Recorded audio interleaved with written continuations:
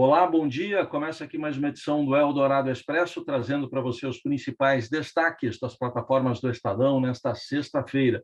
Oi, Carol, bom dia. Oi, Heisen, bom dia a todos. E começamos destacando uma reportagem especial do Estadão que revela que o governo de Jair Bolsonaro fez ao menos 20 trocas em cargos de chefia da Polícia Federal. A última delas foi a saída do escritório da Interpol, da delegada Dominique de Castro Oliveira.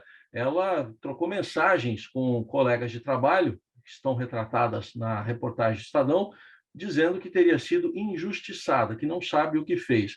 A própria Polícia Federal chegou a divulgar uma nota dizendo que a troca não tem nada a ver com o fato, por exemplo, dela ter encaminhado um pedido de extradição do blogueiro bolsonarista Alan dos Santos. A Polícia Federal disse que foi uma medida protocolar, que ela apenas encaminhou.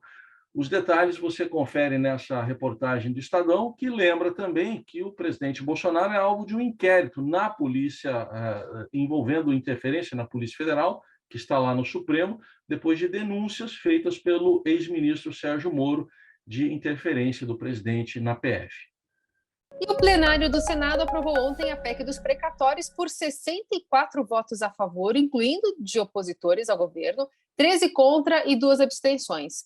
Como o texto que veio da Câmara sofreu alterações para carimbar a destinação do dinheiro para despesas como saúde, previdência, assistência social, a PEC deve voltar a ser analisada pelos deputados. Aí, numa manobra com grandes chances de ir parar no Supremo Tribunal Federal, o presidente da Câmara, Arthur Lira, agora quer fatiar a PEC, promulgando o que não foi mudado e discutindo as alterações lá no ano que vem.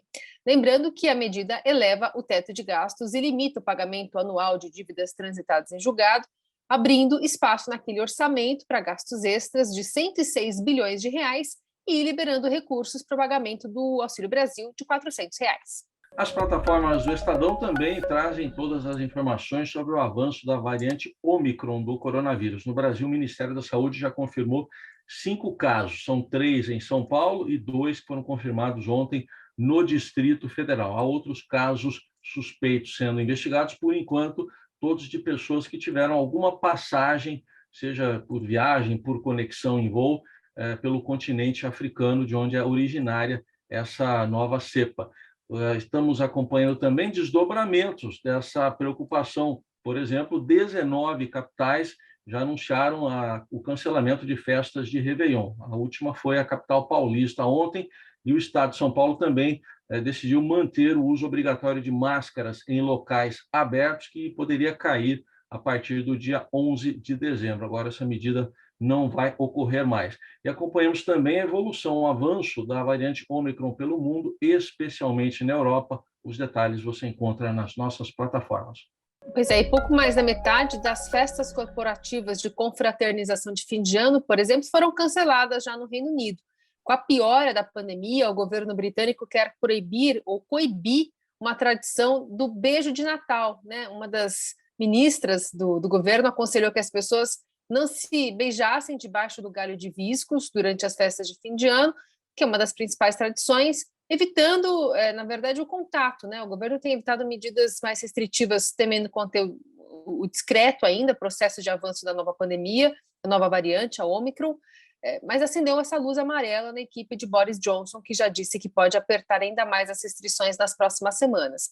Na Alemanha, o país tem fechado o cerco para os não vacinados, com lockdown seletivo, e deve aprovar a lei que obriga a imunização da população, né, obrigatoriamente, a partir de fevereiro. Nos Estados Unidos, o país aposta num rastreio da Ômicron para não fechar a economia, uma ampliação da campanha de vacinação também. O presidente Joe Biden anunciou uma série de medidas contra a Covid, com também novas exigências para viajantes.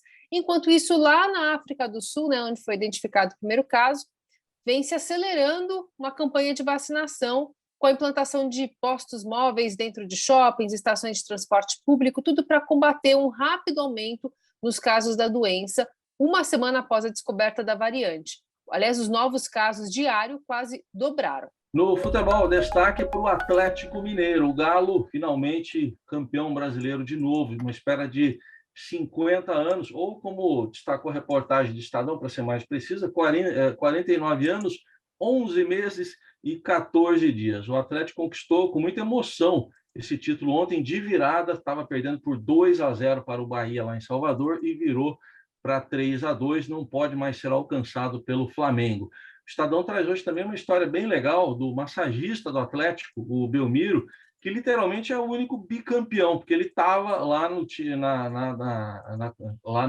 né, na comissão técnica de 1971, ele era auxiliar de massagista na época e agora é bicampeão. Detalhes também sobre o Grêmio, que venceu São Paulo ontem em Porto Alegre por 3-0, ainda respira no Brasileirão, mas luta contra o rebaixamento.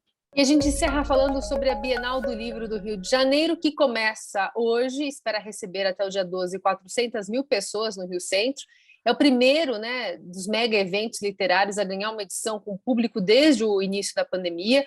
E 2 anos depois, também daquela polêmica envolvendo o prefeito do Rio de Janeiro, então o prefeito Marcelo Crivella, que ordenou que se cobrisse ali com sacos pretos uma capa de uma revista em quadrinhos da Marvel que trazia o desenho de um beijo, né, entre 2 rapazes.